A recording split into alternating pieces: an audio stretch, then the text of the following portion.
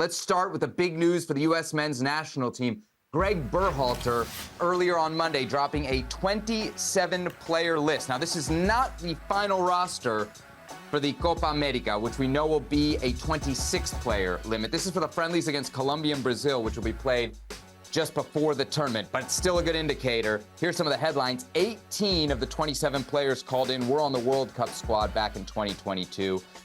One of the other headlines, the four strikers. That's right. Haji Wright, Ricardo Pepi, Folarin Balogun, Josh Sargent, all called into this group. No Brandon Vasquez, Alejandro Zendejas, Zach Steffen, or Walker Zimmerman. A couple of those guys, Vasquez and Zimmerman, talked about as potential overage players for the Olympics.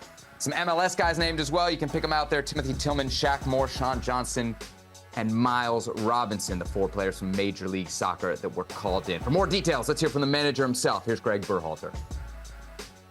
This is a great opportunity for this group to play in the world's most historic soccer tournament that there is. And we're excited about it. We're looking forward to it. You know, it's a different type of soccer that gets played at Copa America. We're looking forward to battling through that. And, you know, it represents a great opportunity for this group and really evaluating, you know, the load in Copa America, the load in this whole training camp and figuring out what makes sense for the players. But there are a number of players that we are considering for both the Olympics and Copa America. And we just have to see how the whole thing plays out. Nothing's set in stone. Herc, do you think they had enough headroom there for Gregg Berhalter in that shot? Like, somebody give him a shout, like you guys work in media, just like tilt the camera down. Jeez. We're not TV professionals here or anything. All right, let's start with the four strikers, because I think that's what grabbed everybody's attention. What do you think of the fact that Gregg Berhalter called in four strikers out of this 27 that he named for this roster? Part of me is like, about damn time. Where was this in the World Cup, right? You could have brought in four strikers to the World Cup. Maybe wouldn't have ran into the problems you ran into towards the end. But then there's a part of me that thinks, like, maybe this is circumstantial. And what I mean by that, if you look at the wingers, true wingers, there's not a whole lot of true wingers. Aronson, Pulisic, Timothy Weah, true wingers. If you think about who's healthy up top, Josh Sargent's been battling this ankle injury, this foot injury, pretty much since before the new year. I mean, he played 3 games for Norwich, got injured, and then came back strong. And at the end, the last 2 weeks has been dealing with an injury. So part of me thinks maybe this is due to Gregg Berhalter not thinking he's going to have a healthy Josh Sargent throughout this whole process, or enough wingers who have played there. A lot of these nines have experience playing that wing position. In fact, all these nines have experience playing that wing position. So I'm thinking this is more circumstantial than it is Gregg Berhalter turning a new leaf. Either way, I love it. Either way, I am here for it. More options is a great thing. You saw what happened in the World Cup. You ran out of 9 options. When you most needed somebody who made sense for a game like the Netherlands, like Louis van Gaal, and the way they attack, the way they press you. Maybe Jesus Ferreira wasn't the appropriate player to play that game, but Josh Sargent was injured. You know, you just didn't have that faith in Haji Wright at the World Cup. Maybe having a different skill set there, like a Ricardo Pepi back then, would have suited you. Now you have that chance. Now you have 4 very, very different profile players who can offer something distinct. And I like it. I like the forward shout. I'm never against more attacking talent. So the injury for Josh Sargent is, again, that ankle, the same ankle that's seemingly bothered him throughout his career. Gregg Berhalter addressed it and said there was some swelling that they were specifically worried about. And this is an injury he had in the first leg, I think it was, of the semifinal of the promotion playoffs. So it's pretty recent there. I think the other big development, Herc, when it comes to these 4 forwards is that Berhalter specifically mentioned Haji Wright and said he sees him as a winger, which to me is the big head scratcher there. Because actually, if I'm looking at that 4, and I'm trying to come up with a pecking order, to me it's Haji Wright and then everybody else, depending on whatever their fitness is, or whatever choice you want to make between Balogun and Pepi. But if I'm going off form, both with club and with the national team, I got to think Haji Wright's number 1 for the pecking order at the number 9, which is the job he ultimately wants. He doesn't want to be languished out to the wing, certainly not out to the left wing where he plays with Coventry, where he's got to compete with Christian Pulisic. So if I'm Haji Wright, I'm starting to think, Gregg Berhalter left me off the last roster entirely, right? Had to call me at the airport and beg me to come back. And now he's doing almost everything in his power to not consider me, it seems, for the number 9 job when I've proven I'm the guy. So when I see the 4 strikers, I'm thinking, all right, Haji's the guy, but then you hear Gregg Berhalter talking, and maybe that's not the case, Herc. It's interesting because I look at these four, as soon as the roster was announced and went 1, 2, 3, 4, and I too found myself putting Haji Wright number 1 for various reasons. Club form, country form, how he last played, the last feeling he gave us with the U.S. men's national team, him saving the U.S. men's national from an embarrassing loss to Jamaica in the Nations League semifinal in the dying minutes in overtime, and all he did to start against Mexico. You started him against Mexico. And then I look at who he left out. Ricardo Pepi was left out of the final against Mexico. It was Haji Wright, then Fowler and Balogun. So when you take into account the club seasons and the form with the national team, I too had Haji Wright penciled in, whether you want to say 1A or 1B, whoever else, he was clearly the top guy there. He was number 1. So when he says this, it gets me thinking in his mind, that's not the case. And when he talks about Haji playing out wide, it's circumstantial. It's only in certain situations where you're chasing the game, where you need a goal, where you want to get 2 forwards on the field. But either way, I agree. I don't think he was thinking about it as, here's my starting 9 in Haji Wright. I think he was thinking about it as Haji Wright is surplus and could be a player to maybe play if something happens to Christian Pulisic or something happens if we're chasing the game. Right, he's versatile because he has played as a winger, but if you need another winger, call in another winger. Call in somebody like Alejandro Zendejas, call in a Kevin Paredes, call in somebody else that could maybe give you something at that spot. Another spot of interest, Herc, is right back. We know the team's going to be without Serginho Dest, and now we know who might be filling in there. We knew Joe Scally would be a part of this roster. I don't think that a lot of people really truly believed that Shaq Moore would be on the team, the 27-year-old right back for Nashville. What do you make of the choices here to replace Dest at right back? Yeah, listen, I know Gregg Berhalter said it's like for like. I think what he meant by that was not the skill set is like for like, but it's positional. They're true right backs. True right backs. Correct. And I think that's what is going down with Shaq Moore. Shaq Moore also has equity here with the U.S. men's national team. A lot of people don't like hearing it, don't like seeing it because of Major League Soccer, because of whatever phobia they have to Major League Soccer. But Shaq Moore has equity with this team. Gregg Berhalter seems to value what he brings to the table enough for him to go to the World Cup, play in the World Cup, and he trusts him in that system. I don't have as much of a problem here because there is still one player who may not play, and he mentions what he can do with that right back position. This is where I have a problem, is what he mentions he can do with that right back position. Is because there's such a gulf in talent between Serginho Dest and the next guy up, next man up when it comes to playing that right back position, that you're resorting to a Timothy Weah, a converted winger to right back that's more of a wing back in a situation. You bring up a Weston McKennie, you bring up a Yunus Musa, players who aren't true right backs. This is why I think you have a Shaq Moore. He may not even use him. He may not even take him there. It could just be to see if in the end, Josh Sargent is healthy and they'll make a decision on a midfielder or that right back position on who comes out. So I don't make that much of a deal when it comes to Shaq Moore per se.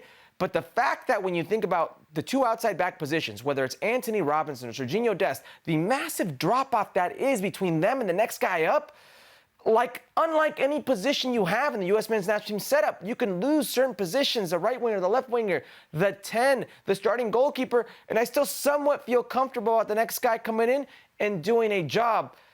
The guys who are at left back, the guys who are right back behind those two have not had a situation where they've been called upon and really been relied upon. That makes me nervous about this right back situation. Serginho's just so intelligent going forward. He's an extra brain in that final third. He's a catalyst to how you build out of the back. He's a true talent going forward, really gives you a leg up against the competition, unlocks those defenses when maybe a Pulisic isn't on, when maybe a Gio isn't on, when maybe the number 9 doesn't have any support. This right back, as crazy as it sounds, has been a key to a lot of that. So that makes me nervous, not the fact that it's Shaq Moore, guy number 26, 27 on the roster right now.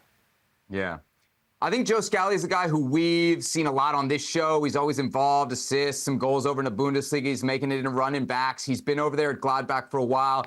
He's been really versatile. But if you really, truly think about it, outside of that first season, Herc, when he really burst onto the scene and locked down the spot, he's had trouble locking down a position with Gladbach. And it seems like he's also had trouble kind of convincing Gregg Berhalter. To me, that's what I read into the Shaq Moore being called in here. Shaq Moore is a guy who at 27 years old, he's back in MLS now. Like, that's not the profile that I would have thought would have made the U.S. men's national team for a major tournament in 2024. If he's the third guy on the right back depth chart, so be it. But it tells me that Scally hasn't convinced Gregg Berhalter. And if Scally hasn't convinced him and Shaq Moore doesn't convince him, then I think we're ending up where you're talking, with one of those other guys filling the void. Probably not going to be McKinney because he has a way more valuable role. Maybe could be a Musa, but probably most likely of those three, it's going to be Tim Weah, and you just throw somebody else up at right wing, yeah?